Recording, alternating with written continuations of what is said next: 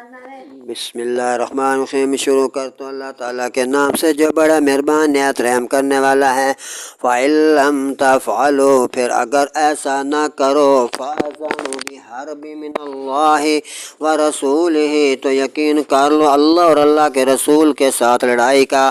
وَإِن تُبْتُمْ فَلَكُمْ رُءُوسُ أَمْوَالِكُمْ، تو اپنا مال اصل جو ہے مال لے لو۔ وَلَا تَظْلِمُونَ، نہ تم کسی کو نقصان پہنچاؤ۔ وَلَا تُظْلَمُونَ، نہ وہ تمہیں نقصان ہو۔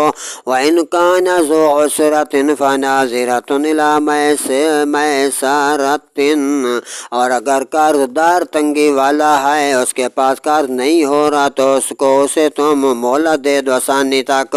وَأَن تَصَدَّقُوا خَيْرٌ لَّكُمْ إِن كُنتُمْ تَعْلَمُونَ، اور قرض اس پر بالکل اگر چھوڑ دو، یعنی کہ اس کو معاف کر دو، تو تمہارے لیے اور بھلا ہے اگر تم اس کو جان جاؤ۔ وَاتَّقُوا يَوْمًا تُرْجَعُونَ فِيهِ إِلَى اللَّهِ، اور ڈرو اس دن سے جس میں اللہ کی طرف تم سب کو پھر جاؤ گے۔